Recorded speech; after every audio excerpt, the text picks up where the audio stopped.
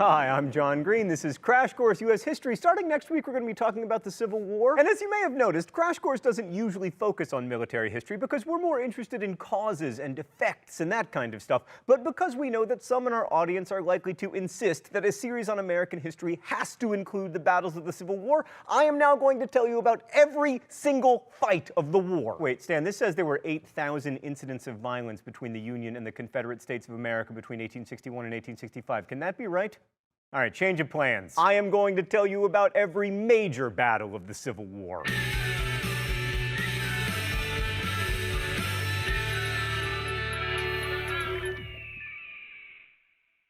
The shooting started in 1861. In April, the first shots of the war were fired at the Battle of Fort Sumter, South Carolina, which the South won. Next was the Battle of Rich Mountain, which went to the North. First Bull Run happened in Manassas, Virginia in July. The South won. General Jackson got the nickname Stonewall, and the North realized that this war was going to be serious business. The South had another victory at Wilson's Creek in August, but lost to the Union at Carnifex Ferry in September. The North got another win at the Battle of Cheat Mountain, but the South finished the year strong with wins at Ball's Bluff and Chustinala. The North came roaring back in 1862 with wins at the battles of Mills Spring, Fort Henry, Roanoke Island, and Fort Donelson, where the Confederate general was named Simon Bolivar Buckner. What? There was also fighting in the West. The Union won at Pea Ridge, Arkansas, then won at New Madrid, Missouri. The Battle of Hampton Roads, Virginia in March was a draw and featured the first fight between two ironclad warships, the USS Monitor and the CSS Virginia.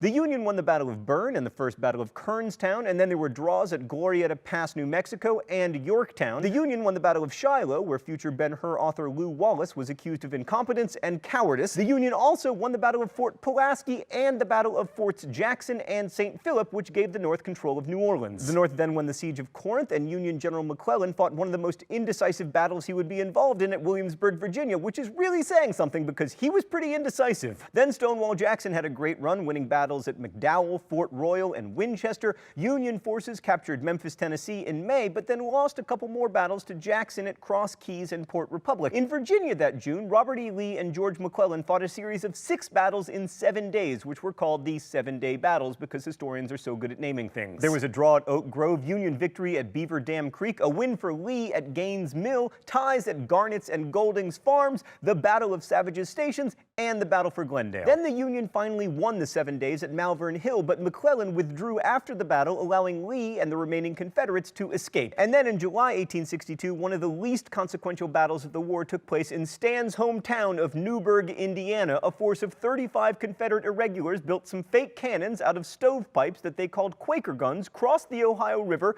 captured some weapons and a hospital full of wounded Union soldiers, and then abandoned the town later that same day. Later that summer came the battles of Baton Rouge, Cedar Mountain, Manassas Station, the Second Battle of Bull Run, Chantilly, and Harper's Ferry, all of which the Confederates won. The Union then won at South Mountain, but lost at Munfordville. On September 17, 1862, McClellan ended Lee's invasion of the North at Antietam, Maryland. This was the bloodiest single day of the war, with 22,717 dead, wounded, or missing. The rest of 1862 saw the battles of Perryville, Fredericksburg, and Chickasaw Bayou. By the way, if this is starting to sound like baseball box scores, maybe you're getting a glimpse of why we don't usually do the military history. Right, but back to the Civil War. 1863 started in Tennessee with a Union victory at the Battle of Stones River, but also with a simultaneous Confederate victory at Galveston, Texas. There were lots of smallish skirmishes during the winter and early spring until the Battle of Chancellorsville in May, where Lee defeated Hooker, but Stonewall Jackson was mortally wounded. Jackson lost his left arm, and then Lee said, "I have lost my right arm." Jackson then famously proceeded to say, "Let us cross over the river and rest under the shade of those trees,"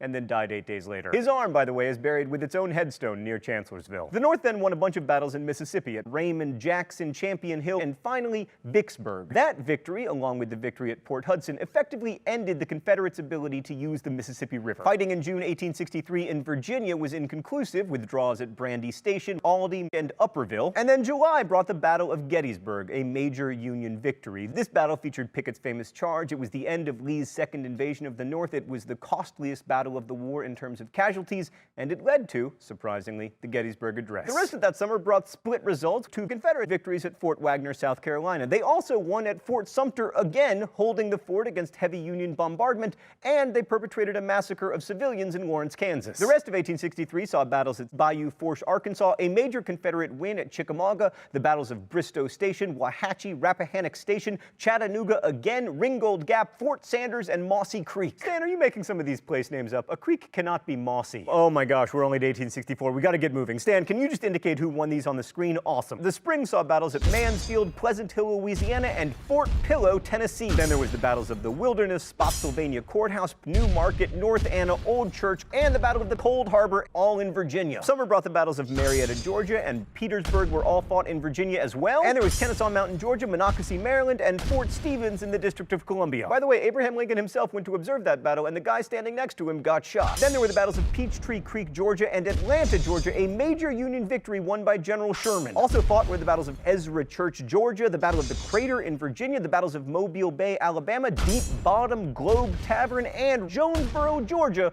which solidified Union control of Atlanta. Okay, autumn 1864, we are really in the home stretch. The battles of Opequon, Fisher's Hill, Chapin's Farm, and Cedar Creek were all fought in Virginia, Johnsonville, Tennessee, the Sand Creek Massacre, the Battle of Franklin, Tennessee, Fort McAllister, Georgia, and Nashville, Tennessee finished out the year. All right, 1865, here we go. The battles of Fort Fisher, North Carolina, Hatcher's Run, Virginia, Bentonville, North Carolina, Fort Stedman, Virginia, Five Forks, Virginia, the Third Battle of Petersburg, Virginia, Fort Blakely, Alabama, Sailors Creek, Virginia, Appomattox Station, Virginia, and finally, the decisive battle at Appomattox Courthouse, Virginia on April 8, 1865, which resulted in Lee's surrender to Grant. There were a few more minor skirmishes, but the war was over.